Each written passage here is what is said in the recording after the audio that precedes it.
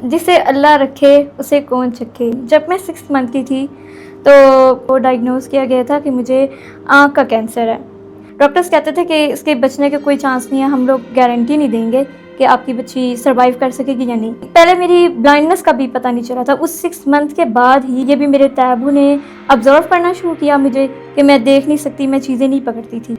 फिर मेरा second number पे एक जो भाई था उसका भी यही था। तो सबसे बड़ा चैलेंज मुझे लोगों की बातें सुनी पड़ी थी, बीगा विजुअली इम्पेयर्ड, तुम किस तरह से मीडिया में सर्वाइव करोगी। तो मैंने यही सोचा कि नो आई विल डू, मैं करूँगी।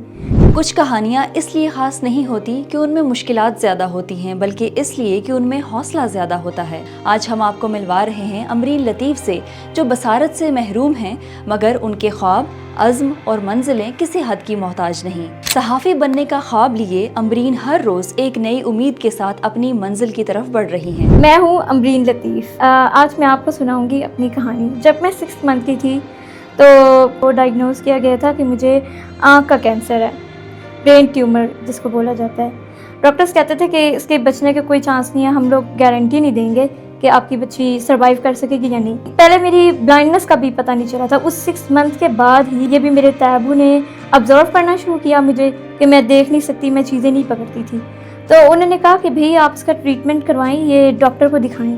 तब डॉक्टर ने जाके इस चीज़ को आइडेंटिफाई किया था कि आपकी बच्ची जो है वो देख नहीं सकती। फिर मेरा सेकंड नंबर पे एक जो भाई था उसका भी यही था।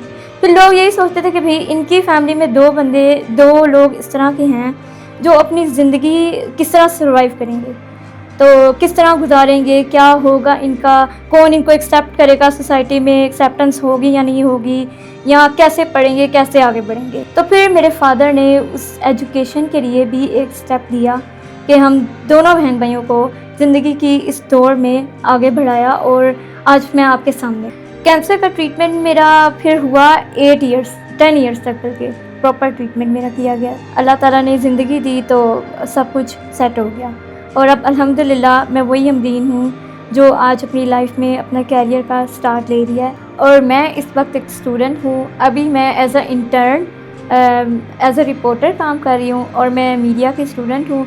मुझे जर्नलिज़म पढ़ने का बहुत शौक़ था, इसीलिए मैंने मीडिया में आगे ज्वाइन किया। और लोगों ने जब मैंने मीडिया स्टार्ट किया था, जब मैंने सोचा था कि मैं पढ़ूंगी, तो सबसे बड़ा चैलेंज मुझे लोगों की बातें सुनी पड़ी थी, बीगा विजुअली इम्पेयर्ड, तुम किस तरह से मीडिया में सर्वाइव करोगी, how you are survive in the media field.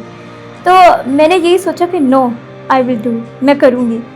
लेकिन मैंने ये नहीं सोचा था कि अल्हम्दुलिल्लाह मुझे इतने अच्छे लोग मिलेंगे या इतनी ब्लेसिंग्स होंगी मेरे पे अल्लाह ताला की। और 5 साल बाद अगर अमरीन को देखेंगे तो वो एज अ इन्वेस्टिगेटिव जर्नलिस्ट और एज अ एंकर एक शो होस्ट करती हुई आपको नज़र आएगी इंशाल्लाह। अगर मैं 1-2 लाइनों में अगर डिफ़ाइन करूँ ज़्यादा से ज़्यादा, तो यही है कि आप अपने अंदर इंस्पिरेशन लेके आएँ, ठीक है, कि ऐसे आप अपनी पर्सनैलिटी की एक ऐसी वर्थ बनाएं, इतना हौसला पैदा करें कि लोग देखें और कहें कि यार इस बंदे ने कितनी जीने की उमंग है। बस यही कहना चाहूँगी कि प्लीज़ आप अपने जो हमारे जैसे लोग हैं उनको प्लीज़ उन बच्चों के टैलेंट को वेस्ट ना करें। सोसाइटी के अंदर वो बहुत बड़ा रोल प्ले कर सकते हैं, प्लीज़ आप उसको यूटिलाइज़ करें। इन बच्चों के थ्रू बहुत कुछ जो है सोसाइटी मोल्ड कर सकती है, अपनी सोसाइटी जो है ना मूव कर सकती है बहुत ज़्यादा। अमरीन की कहानी हमें ये याद दिलाती है कि ख्वाब हिम्मत और हौसले से देखे जाते हैं, और अक्सर इंसान की सबसे बड़ी ताकत वही होती है जिसको दुनिया उसकी कमज़ोरी समझती है।